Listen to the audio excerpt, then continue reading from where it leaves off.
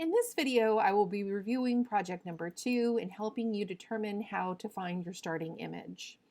Now, as you can see, I'm back on the spec sheet, and you can see that obviously I need an image that will fill a 6 by 6 inch space, but it's not as simple as that.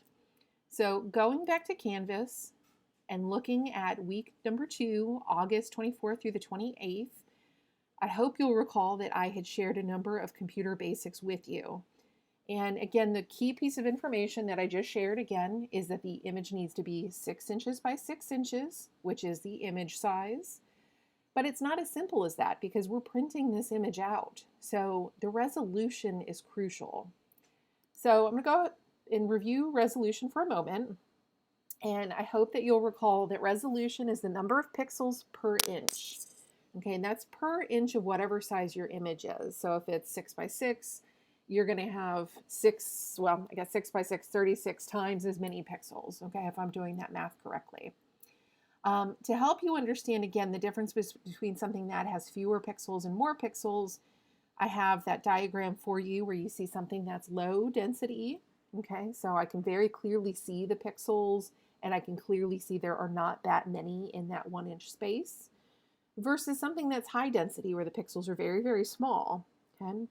If you work on your project at low density, okay, it's going to be highly likely that your end pictures will be pixelated and they will not print very well. Okay, again, remember when you print, there's nothing helping to make your image look pretty. It's ink on paper and that's it. Okay, so this will not look great. Versus something that is high density, okay, or has a higher PPI, which is going to help make gradients of color, shadows, anything of that nature flow more seamlessly. Okay? If you continue to scroll down, again, I have just key information here. I reference 72 PPI, 150, and 300.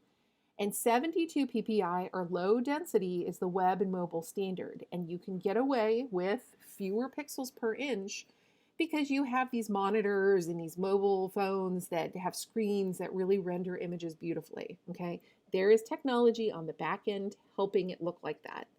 But again, when you are printing on paper, all you have is ink on paper. And so you want to use more pixels per inch.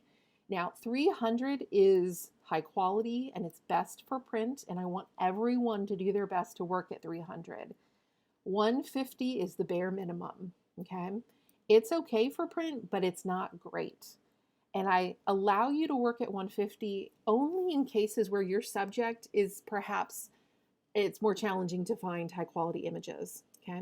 So the images that you saw of someone like Twiggy, these photos that were taken in the 60s, again, not a large number of images of Twiggy in comparison to someone like Kim Kardashian. Okay, do not turn in a project with low resolution images using Kim Kardashian when we all know that there are billions of pictures of her on the internet. Okay, you absolutely can find a high quality image of her. All right. So how do you put this into practice? Okay, I want you to, again, math. Think about what something looks like if you have set up your document incorrectly and you're using 72 pixels per inch. Okay, your image may appear larger, and then when you try to course correct and take it into a document that's 300 PPI, that image shrinks. Okay, it's using that set number of pixels in this space and trying to render it at a higher PPI. Again, with math, if you divide 300 by 72, that's approximately 4. Okay, so in this instance, you can see that that image shrunk by approximately 4, if not more. Okay, it definitely looks smaller. So let's think about how we find high quality images.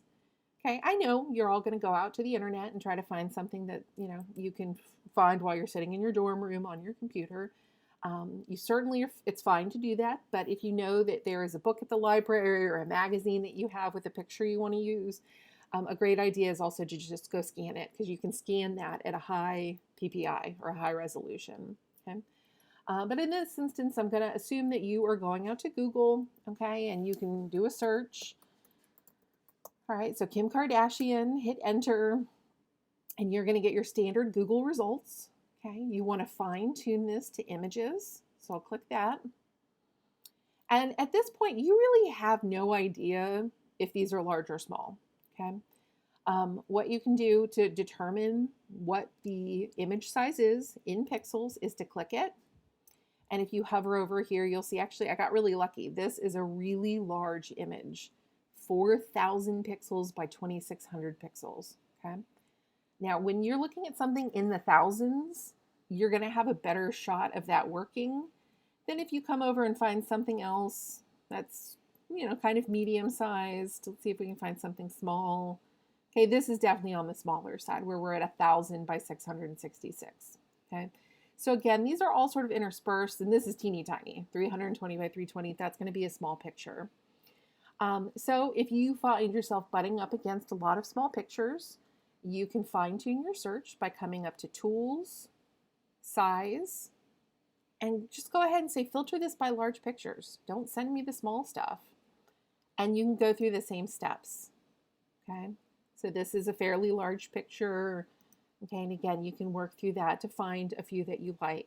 And I do ask you, go and find, 3 or 4 pictures, because if you know that you want to use Kim Kardashian as a subject, you may find one and think it's perfect, but as you start to work with it, you realize, ugh, I didn't realize how hard it was going to be to work around, sort of raggedy edge on this gown, or, gosh, she's wearing so many clothes here that to make her look really distinct and different, I don't have as many choices. I can't, for instance, put her in a strapless gown because I don't have any skin to work with.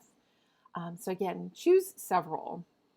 Another really good tip is you can fine tune your search by including a file format. So if you recall from one of the former lectures, a PNG file is an image that contains transparency.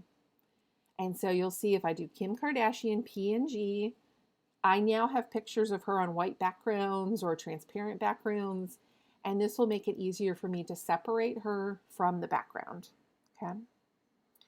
Now, to show you why resolution is important, I've already saved 3 images of Kim, and I'm going to work through setting up your starter file, okay? Now, again, I've opened the 3 pictures, okay? You can see they're all on transparent or white background, so I'm setting myself up pretty well for this to work easily. But I can't just start working here, okay? The end file is 6 by 6. This is clearly not 6 by 6. That's probably not 6 by 6. And the other one is also a rectangle, okay? So in all cases, for every single one of you, you need to make sure you go in and say, I need to create a new file, and I need it to be 6 inches by 6 inches. Go ahead and set your resolution at 300. And because we're going to be printing this, our color mode needs to be CMYK color. Okay, remember, RGB is appropriate for digital devices. CMYK is when you're printing. And I like to work on a white background. So that's how I'm going to create my document. 6, 6, 300, CMYK. All right, so this is where I am going to be doing all of my project work. And so now I need to bring over these pictures and composite them in and see if they're going to be large enough, okay? Now, I'll start with this image, okay? If I go and look at the image size, she seems really large. Oh my gosh, 25 by 15, okay? But it's 72 pixels per inch. So again, to composite, I'm using my arrow, click and hold, drag over into this file and drop. Okay, and something that seemed enormous is too small, okay? Obviously, she's cut off down here at the bottom. You don't want that floating in space. That looks weird, so you could anchor her down, but she's too small. This is not a good picture to use. Okay, if I go to another Kim and look at the image size, again, it's kind of comparable. So I'll go ahead and composite her in and see what happens and drop her. Okay, but she's a vertical image versus something that was more horizontal earlier. I'll just hide that old Kim. So this may work in this instance, okay? If I'm okay with this picture and I have ideas to how to, address this jacket that's taking up so much space, I could use this. She takes up enough vertical space here, and I could maybe position her here and maybe think about putting her next to a spaceship or a big, huge lipstick or something of that nature. Okay, this would be a way for me to use this space effectively. I'm going to hide her and I'll go and grab my last one, drag this one over. Okay, and again, this is one of those instances where you can see that she's very, very small. Okay, now what usually happens at this point is that a student will really fall in love with one particular image and want to make it work. And they'll remember, oh, I remember learning this thing about free transformations, and I'm just going to make her larger. Okay, you can't do that. All right, when you make an image larger to fit a space, they will warp, they will get fuzzy, as you can see is happening here along her cleavage. You see those pixels? Okay, you cannot make your images larger. If she's too small, delete. She cannot be used. If she's too small, delete. Do not use her. Go and find a picture that is appropriate. And again, with Kim Kardashian, there is no excuse to use a lesser resolution. Okay, keep looking for pictures. On the other hand, again, if you're using a subject that is just, not photographed as much, perhaps you want to use, since Ruth Bader Ginsburg died recently, you go and look for a picture of her. Obviously, she's photographed less than Kim Kardashian. So in that instance, a change that you can make is you can reduce the resolution to 150. Okay, everything else stays the same. Okay, it still has to be 6x6, still needs to be CMYK. But you'll see if you work at 150, okay, a picture that shrunk a great deal will shrink less. Okay, that's a real big difference between how she appeared in the document that had 300 by 300. Okay, all right. So again, that is the best information I can give you in terms of finding images that will work for your final project. You will be working on that this week and turning it in for your discussion board post. And so I hope that you listen to this video and take all of that information into account. And as always, feel free to email, ask questions, ask for advice. I am happy to assist you in your image search.